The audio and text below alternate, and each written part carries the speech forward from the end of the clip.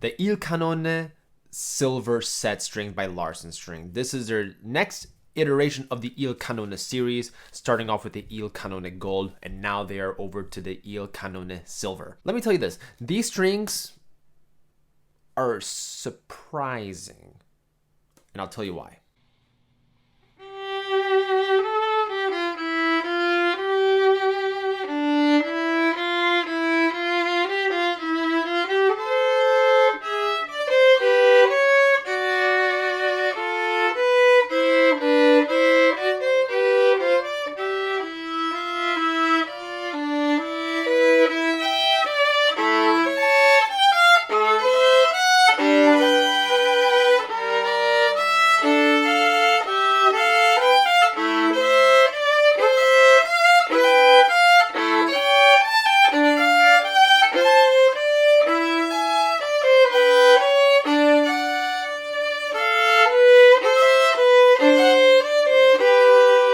First of all, let's talk about the price before we get to the sound, because you're probably interested in how expensive these strings are. So they are not as expensive as the Il Cannone Gold, which retail for about $426 US. And these strings, as of this date, they retail for $192 US, and then plus tax. So you're still kind of under the $200 mark, but these are one of two strings that are kind of closer in this price range. These are on the more expensive side.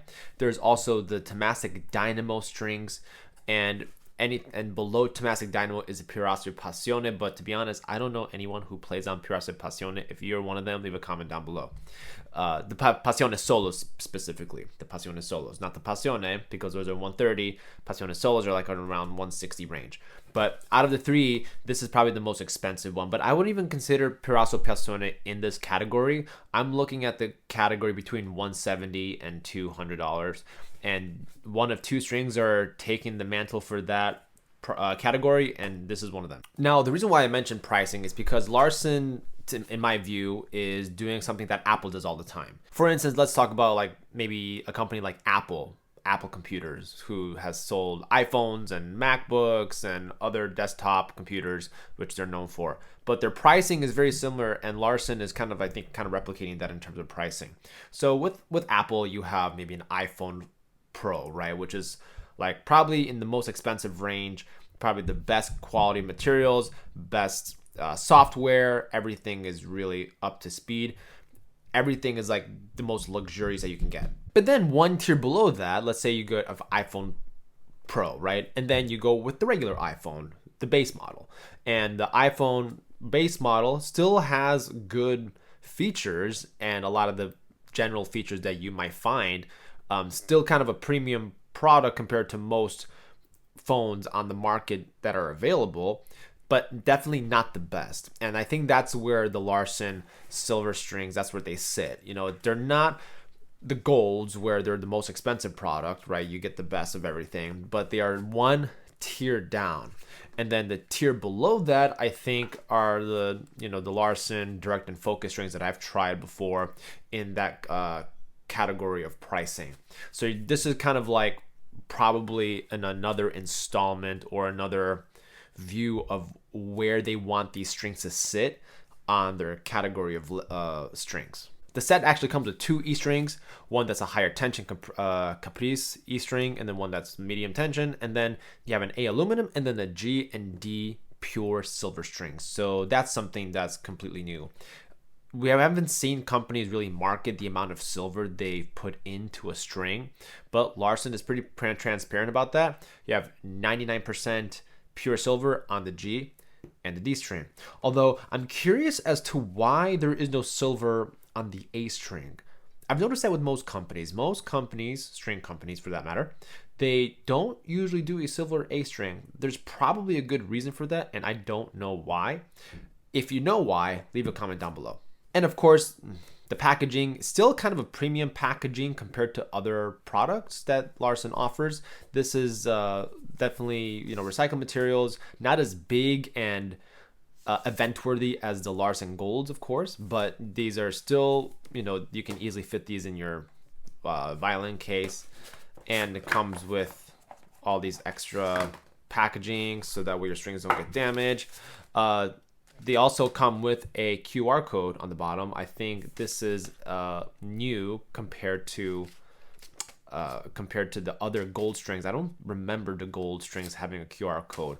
So the QR code, when you scan it, when you buy the product, it just gives you a general overview of the string. It doesn't give you like an ID verification that these are authentic strings, kind of like Temasek Intel started doing. So that's something, if you're into that, Temasek does that. They have like a little code in the strings, but Larsen does not. It'd be really cool if you can scan a QR code that's specific to each set that you can scan or you can register, so that way you can be assured that these are genuine Larsen strings. Larsen strings, they are usually not known for, other companies like counterfeiting them. Like on Amazon, sometimes you find strings that are counterfeit, which is why the reason Temasek started doing that. But Larsen has never really had a problem with that, I'm guessing. So they never really had a need to do it. Alas, you have a QR code. You can scan it, learn more about the string in case you're interested. But another reason why they did that is so that way they can save on paper. So that way you don't have to worry about the junk that comes with every string. This is all that comes in the box. So if you want to learn more, just scan the QR code. With the strings in general, with the quality of the strings, so you have the G and D that are silver, which are 99% pure silver, as I mentioned before, but you will find that these strings are definitely on the brighter side, more so than the gold, because the gold, I think, are more on the broader range, and that is obviously due to the material, right? Gold versus silver. Silver is going to definitely give you a different quality sound versus gold. They are good in projection, and I'm gonna talk about projection in just a moment and who these strings are technically for. But they are good quality strings. They're really nicely balanced, and they have a good tension, and they're really easy to play on, which for this price they should be. That should be like the gold standard for any string that approaches this category of price. Should have those main things. They should have playability, tunability, ease of use, ease of playing. Those are kind of like the main things that I look for in this category. As for quick music, this is going to be a really good string for you. So if you're playing something like Paganini,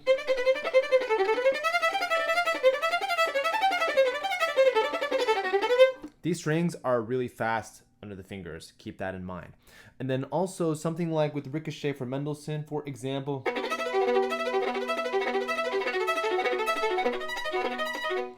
sounds really clear, really silvery type of sparkly sound.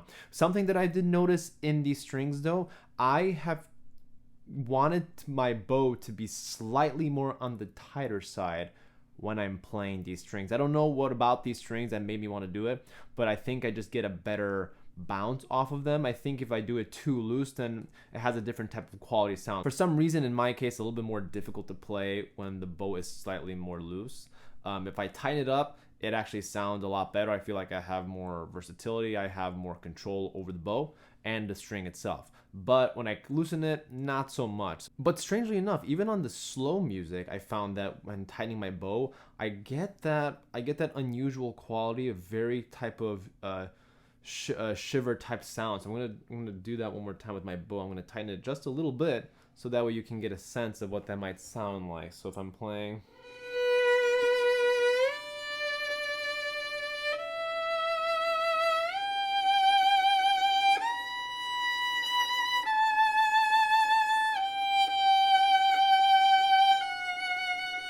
something like that.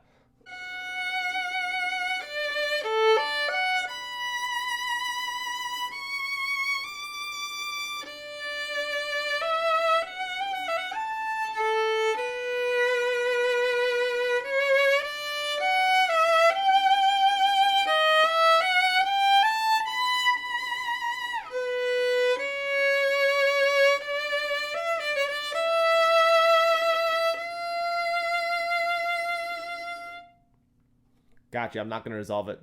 There you go. All right.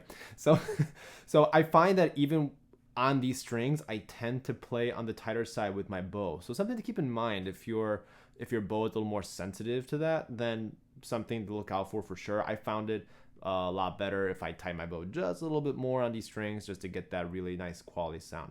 Now, When I'm playing longer phrases like that, I find that the bow glides more on these strings when the bow is tightened. So again, something that they can keep in mind. Definitely depends on your playing style. So based on my personal experience with the strings, I've only had these for about a week, and right off the bat, I don't think that these strings are for your everyday soloist. I think this is a type of string that you really have to find the correct instrument that match these strings. Not just the violin, but even the bow. So I feel like the Larsen Silver set is like in a very, very niche corner of the string market where if people want it, they can have it, but it may not be for everybody. But for the chamber musician and for the recitalist who's playing with a piano per se, this is an excellent string for you. Just keep that in mind. But if you're wanting to project over orchestra, I don't know if I recommend these. But if you are looking for something that you're doing almost every day, you want to hire premium quality string that you can take care of and do a little bit of maintenance so that way they can last longer, these are your fit. And these are, again, right under the $200 US mark. So it may not be for everybody, but again, for a very, very niche player, for a niche instrument, bow, and market.